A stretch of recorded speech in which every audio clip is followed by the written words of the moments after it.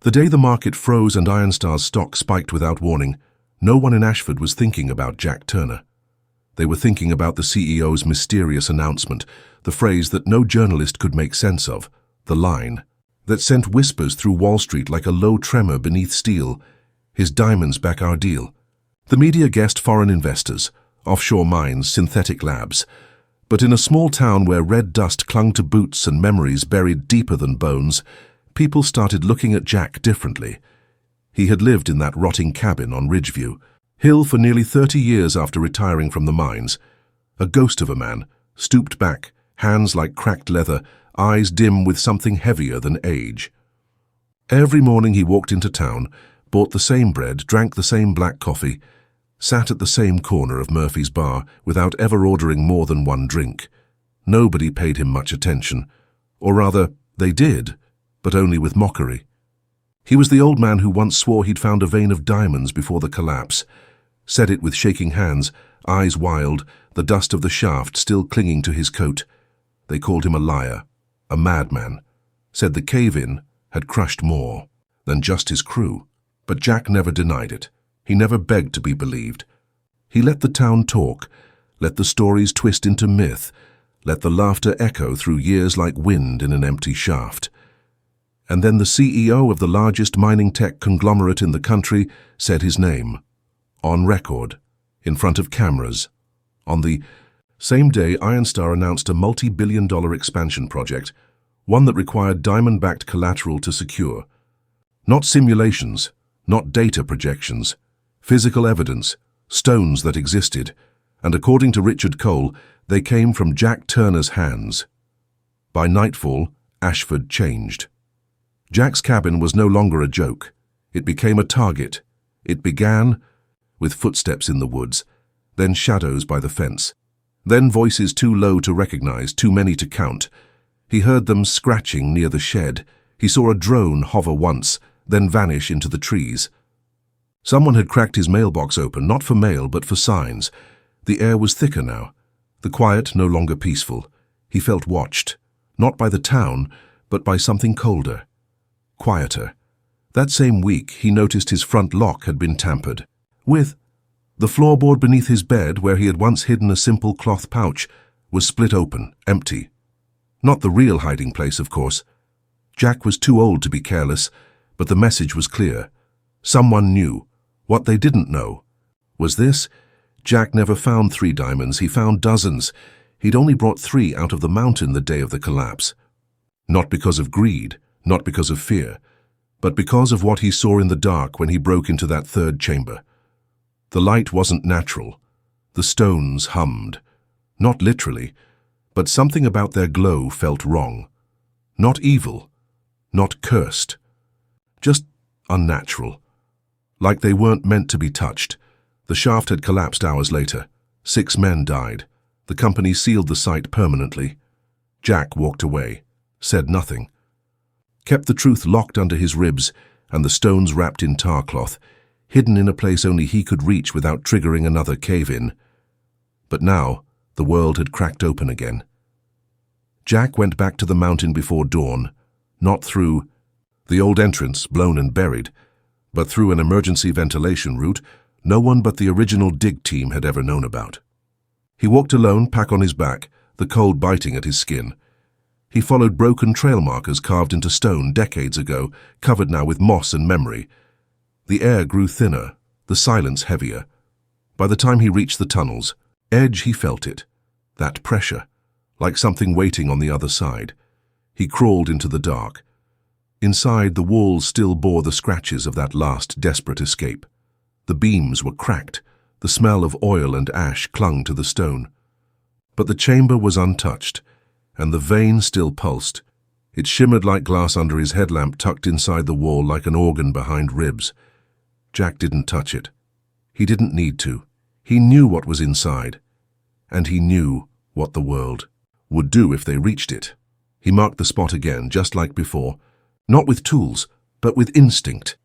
He memorized the shift of air, the bend in the corridor, the drop in temperature. Then he left, slowly. Not because he was afraid, but because he finally understood the full weight of what he had been carrying. All these years, When he stepped back into the light, a black SUV was waiting at the trailhead. Two men stood beside it, arms crossed, sunglasses reflecting the forest. They didn't speak, they didn't smile. The taller one held out a phone. Richard Cole's voice came through clear, smooth, icy. "Jack," he said, "I've done the hard part. I've convinced the world your diamonds are real. Now we just need you to prove it." Jack looked at the men, at the car. Then he turned and walked past them, heading straight for town. Not because he trusted them, not because he owed them, but because now the world believed. And that was more dangerous than anything buried beneath stone. The boardroom at Ashford's town hall had never seen such suits before. High collars, glossy ties, watches that cost more than the building itself. Richard Cole stood at the center of the long table, sleeves rolled just enough to seem relatable, though no one in the room was fooled. His voice was calm, sharp, perfectly pitched like a knife slicing through steak. He gestured to the charts behind him, stock trends, projections, geological maps of the surrounding mountains. Men and women leaned in, nodding when he nodded, frowning when he paused. The language was numbers and Cole spoke it like poetry, but then he said a name, Jack Turner. The room shifted. A few eyes squinted in confusion. A couple of the older men blinked twice, unsure if they'd heard him right.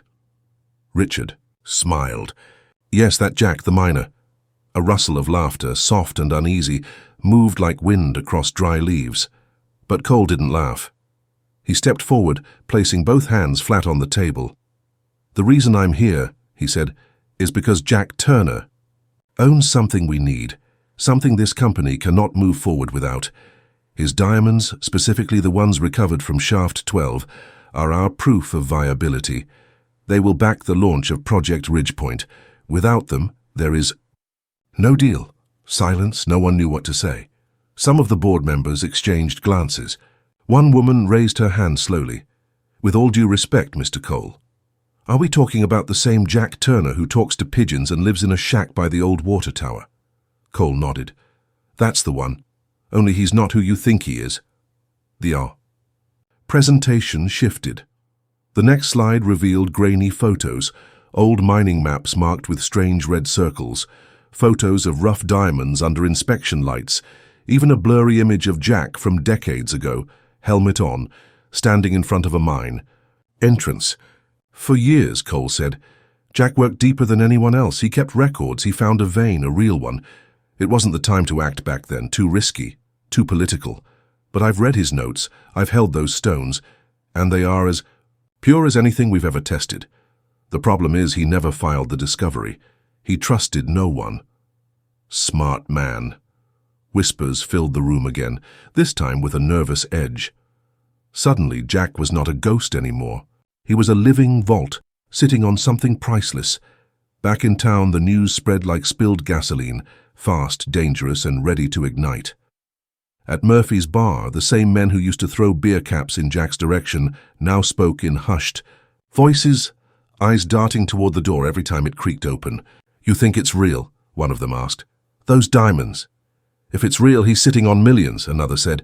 "Hell, maybe billions if that vein runs long." By Friday, Jack's front yard had seen more shoes than a parade. Curious teenagers lingered by the fence. Local journalists knocked until their knuckles turned pink. Even Pastor Rowe came by, offering prayer and guidance. Jack said little. He sat on his porch, eyes narrowed, the mug in his hand still steaming as if untouched by time. The biggest surprise came from someone Jack hadn't seen in 20 years. His old mining partner, Lewis Grant, showed up in a clean truck with city plates and a nervous smile. They used to share flasks, meals, even close calls under the earth. But time had changed them. Lewis wore polished boots now, and his handshake was firm but hollow. "I heard the suits talking, Jack," he said. "They're planning to come for the rights. Say you never registered nothing proper." Jack didn't flinch. "They always come when they smell blood or gold. Sometimes both." Lewis looked down. "I remember that night. The collapse. The glow in the rocks. I thought it was a dream for years. You were right to keep quiet. But now it's out there, Jack. You need someone watching your back." Jack tilted, his head. "You offering?" Lewis hesitated. I'm saying, don't wait too long to pick a side, before someone else picks it for you. By Sunday, a second car came. Not black. Blue with government plates. Inside was a woman named Claire Redding from the State Mineral Resources Office. She wore no makeup, her hair tied back like she had no time for nonsense. She walked past. The reporters passed the curious eyes straight to Jack's porch. "We need to talk," she said. Jack leaned back. "You're late." "Is it true?" she asked. "Do you still have the samples?" "I have more than samples," he said. "I have the whole damn map." Her eyes didn't blink. "If that's true, you're not just a miner anymore. You're the cornerstone of a billion-dollar fight." Jack looked out at the mountains, quiet and still in the late sun. "Funny," he said. "All these years, and now everyone remembers my name." It began with small changes, barely noticeable at first, like a shift in the wind before a storm. Jack would step outside in the morning and find footprints in his garden, the soil slightly disturbed near the edge, where the fence met the trees. Packages started arriving with no sender name, just plain boxes left on his porch, some empty, others filled with strange objects, an old mining helmet, a rusted pickaxe, even a yellowed photograph of men he hadn't seen in decades, standing at the edge of shaft 12, smiling with teeth that had long since turned to dust. The town, once content to mock him, now watched him. Eyes followed him in the market, across the gas station, through the churchyard where he walked on Sundays. People spoke softer when he passed, but they spoke more often. Conversations that once dismissed him with laughter now held urgency, suspicion, hunger. What had once been simple cruelty became something heavier, expectation. At first, Jack ignored it. He moved through his routines like a ghost, trained by decades of silence. He still brewed coffee before sunrise, still checked the tools. In his shed, still walked to the library on Wednesdays to reread the same mining regulations cover to cover. But even the walls of habit couldn't hold back the pressure building around him. The mayor called twice. Investors sent letters. A lawyer, young, clean, smug, knocked on his door offering representation. Jack didn't open. And then, someone broke in. He returned from the creek one morning to find the door swung open, the floorboards scratched, the wooden box under the bed missing. Not the real one. He had moved the diamonds weeks ago, but a decoy filled with glass shards and coal dust. He had expected someone to try eventually, but what he didn't expect was how clean the job was. No broken windows, no scattered drawers, just the box, gone, as if lifted by someone who knew exactly what they were looking for. That night, he didn't sleep. He sat by the fireplace, watching the glow shift across the stone walls, the ledger in his lap. The book was worn and soft, like old leather, its pages filled with hand-drawn maps, pressure readings, personal notes. It wasn't just a record of discovery, it was a diary of descent. Dates matched disasters the company had buried. Notes matched names of men whose deaths had been called accidents. There were warnings he had written to himself, frantic lines scrawled in red pencil, "Do not return alone." Shaft 12, unstable after June rains. Heard something. Below, watch for gas pockets. And finally, on a page near the end, third chamber glows, stones unlike any known. Pulled 3, left rest. That sentence had haunted him for years. He opened the small safe hidden in the back wall of his shed. The diamonds were still there, wrapped in cloth, cold to the touch. Even after all this time, their glow had not dulled. They weren't polished, not cut into shapes that looked valuable, but anyone with eyes could see they weren't just pretty. Rocks. They were alive with light, like they had trapped something inside them, sunlight perhaps, or something older. The next morning, a different kind of visitor came. Marla Hensley, who used to date his nephew back when they were teenagers, walked up his porch with a homemade pie and too many questions. Her tone was friendly, but her fingers twitched. She asked about the mine. She asked about his health. She asked about his will. He didn't answer. When she left, he watched her cross the street and step into a parked sedan where 2 men waited. Everything had changed. Even Lewis, once Jack's only link to the past, began acting different. He came around more often, always with new stories, about what people were saying in town, always with an edge to his voice. He started talking about partnerships, splitting profits, sharing rights. Jack knew that kind of talk. It was the kind that came before knives. Then one afternoon Jack found a note nailed to his shed door. The handwriting was uneven, almost frantic. It read, "Go back down, bring them up, or we will." It wasn't signed. That night, Jack finally returned to the ledger and studied the routes he'd once drawn by memory. Shaft 12 had been sealed for years after a collapse killed 4 men, but the side entrance, the old air tunnel, was never properly blocked. He knew because he had checked every year on the same day, and each time he had told himself he would never go back. But now he had no choice, not because of the diamonds, not even because of the threats, but because something was moving beneath the town, pulling people toward a place they did not understand. They wanted the glow, but they didn't know what came with it. So he packed his bag slowly, quietly. Rope, lights, water, a flare gun, the ledger. He wrapped the diamonds again and slipped them into a hollow carved into the handle of his old pickaxe. If he didn't come back, someone might find them, but not easily. He didn't tell anyone he was leaving. He simply waited for the moon to rise, for the town to fall asleep. Then he stepped out the back of his shed and followed the path down to the tree line, where the brush grew thick and the mountain rose like a sleeping god. Behind him, someone watched from the shadows, breath slow and measured. When Jack disappeared into the trees, the watcher turned and made a call. The voice on the other end answered with one word: "Go." And just like that, the hunt began. The air tunnel that led to Shaft 12 hadn't been touched in over 2 decades. Most assumed it had collapsed long ago, swallowed by erosion and time, but Jack knew better. Nature might be cruel, but it was also predictable. Soil, when packed just right, could hold longer than men thought. He pushed through thick brush, following a narrow trail lined with thorn and moss, until the earth seemed to open its mouth, a dark hole, half covered by leaves, and a rusted grate, held in place by chains that had long since given up their strength. He crouched low and listened. The mountain breathed faintly, air pulling in, then sighing out, like it remembered him. He struck a match and dropped it into the entrance. The flame fluttered, then disappeared down the shaft without a sound, still breathing, still open. Jack slid inside, careful not to disturb the sides. It smelled like wet stone and memory. The tunnel sloped downward, steeper than he remembered, and the only light came from the headlamp strapped to his old helmet. He moved in silence, step after careful step, until the walls widened and the old support beams appeared, some snapped, others sagging but intact. Each marker he passed, a red X, a number scrawled in chalk, matched the ledger perfectly. Page after page came alive as he walked deeper. The sounds changed too, the hum of air replaced by the low moan of the mountain settling in on itself. Water dripped somewhere far off. Rats scurried out of reach.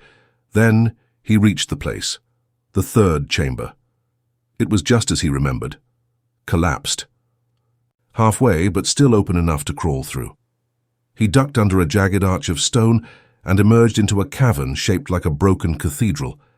The floor was uneven, the ceiling high, and the walls shimmered faintly as his light swept across them. There, nestled in a ridge near the far wall, was the vein. It didn't look like a mine. It looked like the earth had been cracked open to reveal a hidden lung beating slow, pulsing with mineral breath. Embedded in the stone were dozens of diamonds, raw, uncut, but each burning softly like a trapped star. They weren't like the samples the world was used to. These looked ancient, strange, almost biological in the way they caught the light and reflected it back in colors Jack couldn't name. He stood in silence for a long time, not in awe, but in mourning. This was where it had begun, and where it should have ended, but he wasn't alone. A voice echoed behind him, low, familiar, sharp. "Didn't think you'd come back alone." Jack turned slowly, and there stood Lewis. He wasn't dressed like a miner, his coat was too clean, his boots too new. And in his hand he held a radio transmitter, small, black, blinking softly. "You brought them," Jack said. Lewis shrugged. "You left me no choice. You always wanted to play the hero. I just wanted to eat." Voices echoed farther down the tunnel, boots scraping stone, men calling out. Not townspeople, not locals. These were hired hands, ex-military types, men who didn't ask questions unless someone didn't bleed when they were supposed to. You told them about the ledger, Jack said. No, Lewis said. You just did. Jack moved fast, stepping backward, sliding the pickaxe from his shoulder.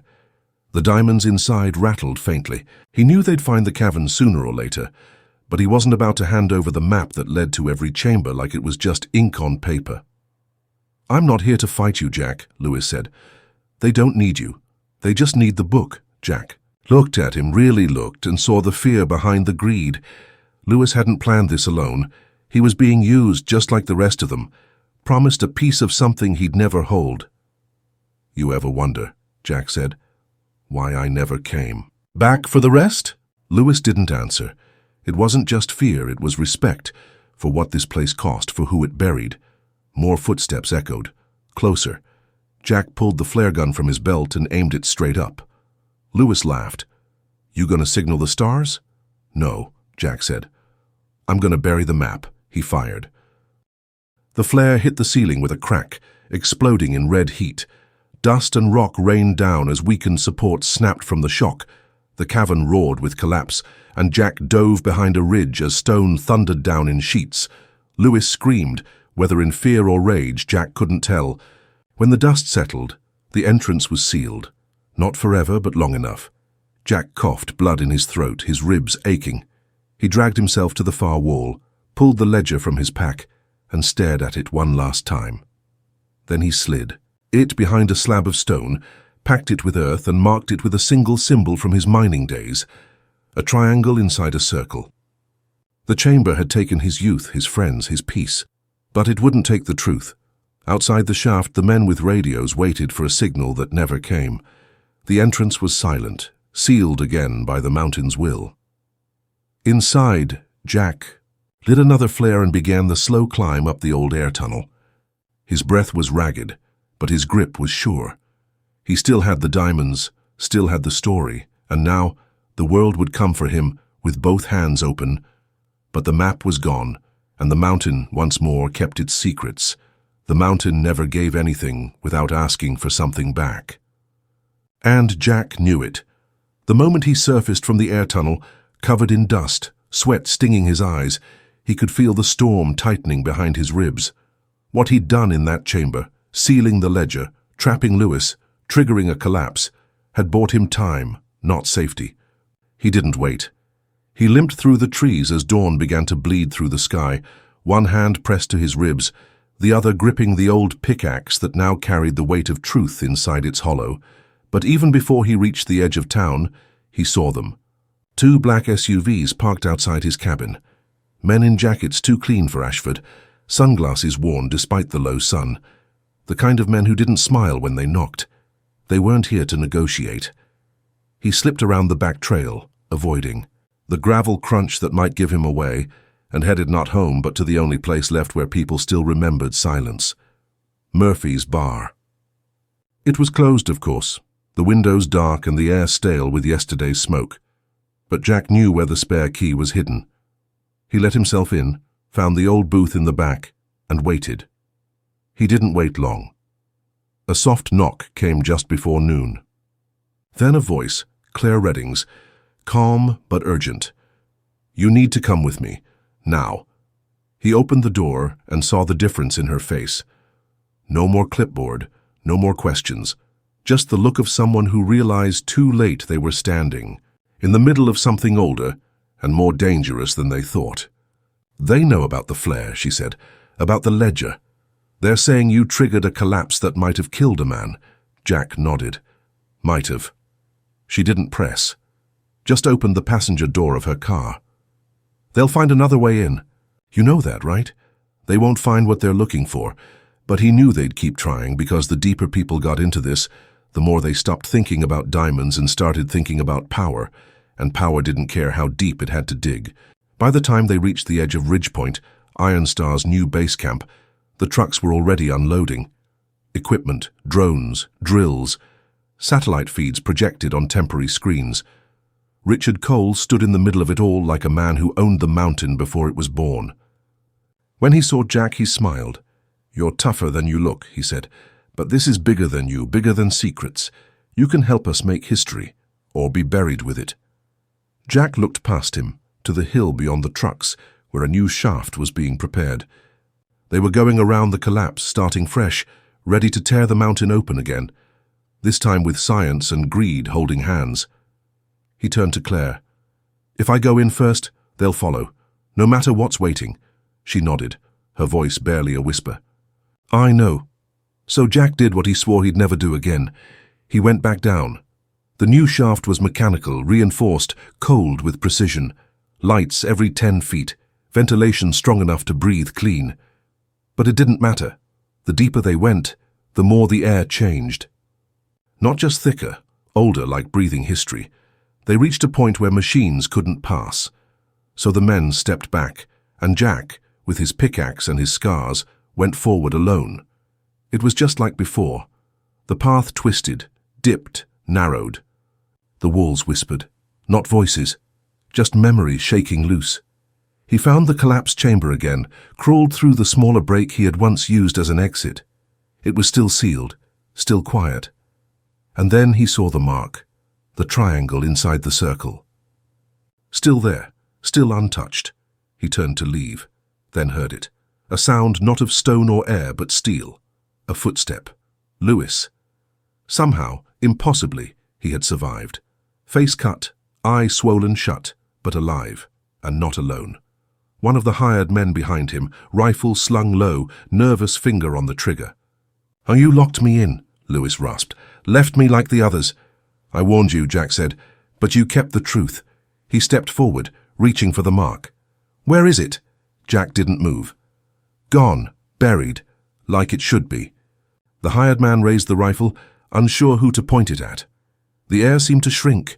Then, without warning, the wall behind them groaned, a low, deep sound, like something ancient stirring. Jack turned just in time to see a crack spread through the ceiling. No, but it was too late. The mountain came down. Dust and rock filled the chamber in seconds. Jack dove left, Lewis right, the hired man crushed before he could scream. Everything was darkness and sound and pressure. Jack couldn't breathe, couldn't move. But then silence.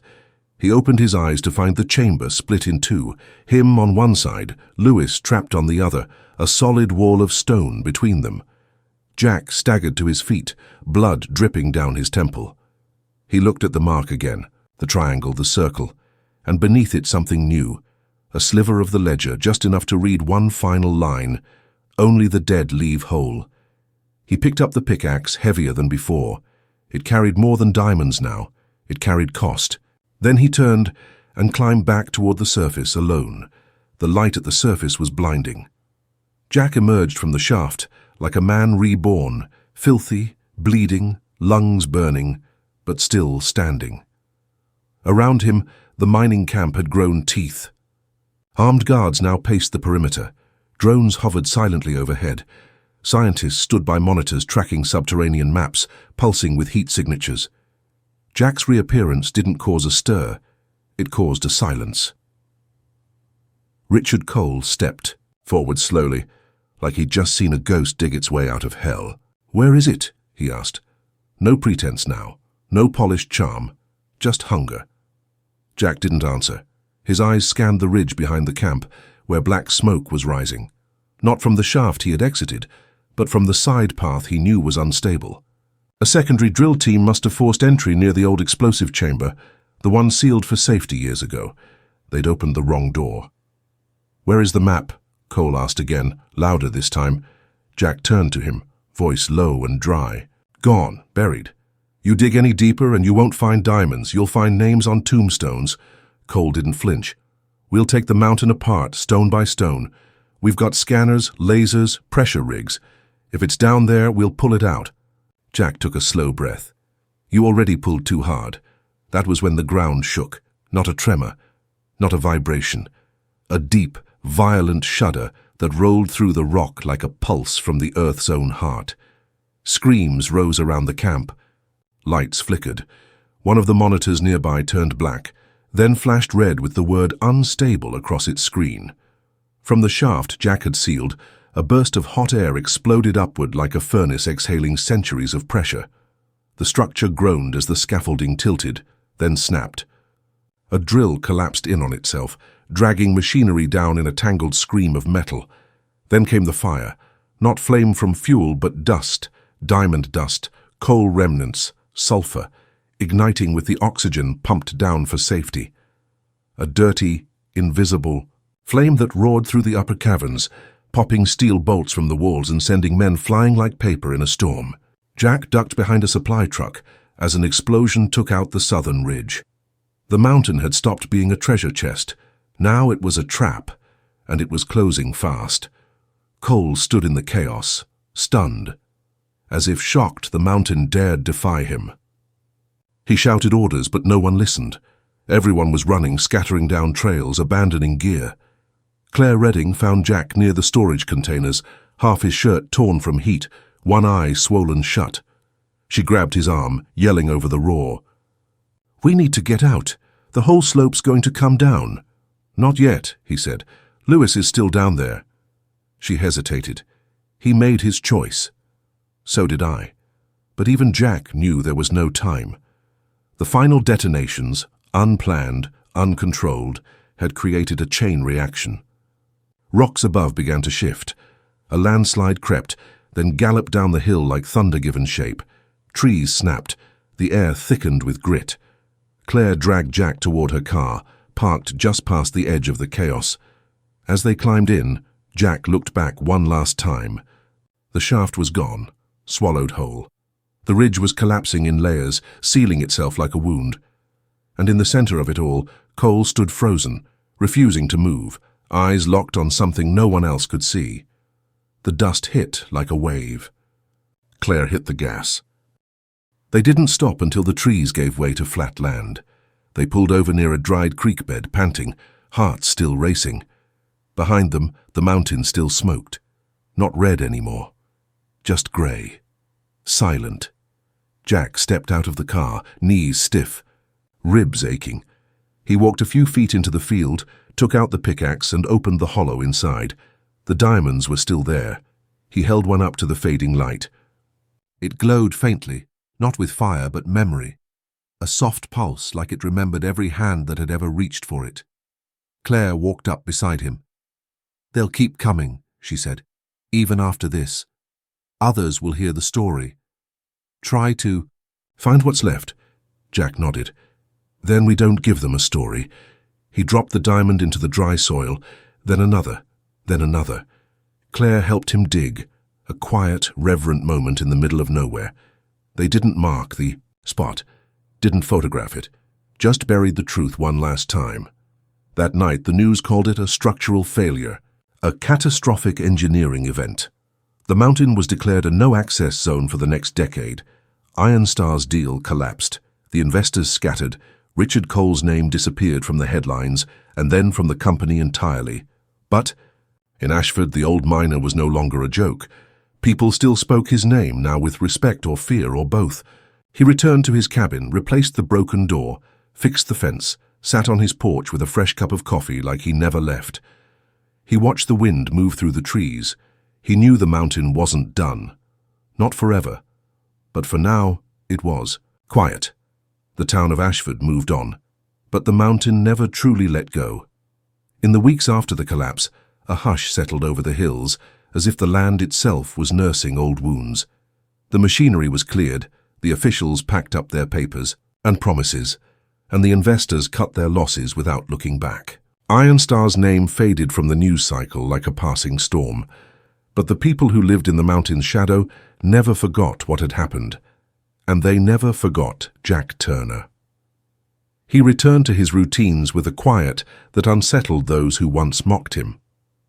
The old miner who had been the town's ghost was now something else, an unspoken boundary between legend and warning. Children stopped throwing stones near his yard. Strangers nodded with a respect they couldn't name. Even Murphy's bar started keeping a bottle of bourbon with his name on it, untouched, gathering dust. Jack never told the full story. He didn't need to. The mountain had spoken in fire and dust, and those who survived heard enough to last a lifetime. The few who asked found only fragments, old mining reports that didn't add up, whispers about a vein that glowed, rumors of a man left behind beneath the earth. But there were no diamonds, no map, nothing provable, only the silence of the man who'd returned from the dark. The cabin stayed the same. A single light in the window at night, a rocking chair on the porch, the quiet hum of an old radio playing stations no one else could tune into. Some said Jack talked to the mountain in the early hours, when the sky was still dark and the trees hadn't yet begun to rustle. Others claimed they saw him disappear into the woods every now and then, never with tools, never with gear, just his thoughts and that same old pickaxe, now dulled at the edges, like him. Claire Redding left the state soon after. She never gave interviews. She declined all offers to clarify her involvement, but once a year she sent Jack a letter, no return address, just a plain envelope with a single page inside. Sometimes it was blank, sometimes it carried a short line of poetry or a sketch of a mountain. Jack never wrote back. He read the letters, folded them carefully, and placed them into a wooden box beside the hearth. A different box now, one that held only paper, never stone. Autumn came fast that year. The leaves turned quicker than usual, and the cold rolled in early. Jack didn't mind. He welcomed the change. It reminded him that everything above the earth could still shift, even as what lay below remained buried and still. He spent his mornings walking the ridge trail that overlooked the town. Not many people ventured up there anymore. Too steep, too quiet. But Jack liked the silence. It reminded him of the deep, of the long breaths of stone and the way time moved differently when you were beneath everything. One day, weeks into the season, he paused at the highest bend in the trail. From there, you could see the whole town, tiny, slow-moving, unaware of how close they had come to becoming a memory. He reached into his coat, pulled out one final object, a small, flat stone, polished smooth, carved with the same symbol he once etched into the ledger, a triangle inside a circle. He placed it gently beneath a tree whose roots gripped the earth like old hands, and pressed it into the soil until it disappeared. No one would find it, not unless they already knew. Jack stood there for a long time, breathing in the cold air. His chest ached sometimes now, deep and dull, like the mountain had left a fingerprint inside him. But it didn't scare him. He had lived long enough to know that pain wasn't always a warning. Sometimes it was just a reminder. He turned and walked back down the trail, boots crunching on the frosted path. Behind him, the ridge stood tall, quiet, watching, and somewhere deep beneath it all, sealed by stone and time, the last chamber slept, untouched, unread, unseen, but never forgotten.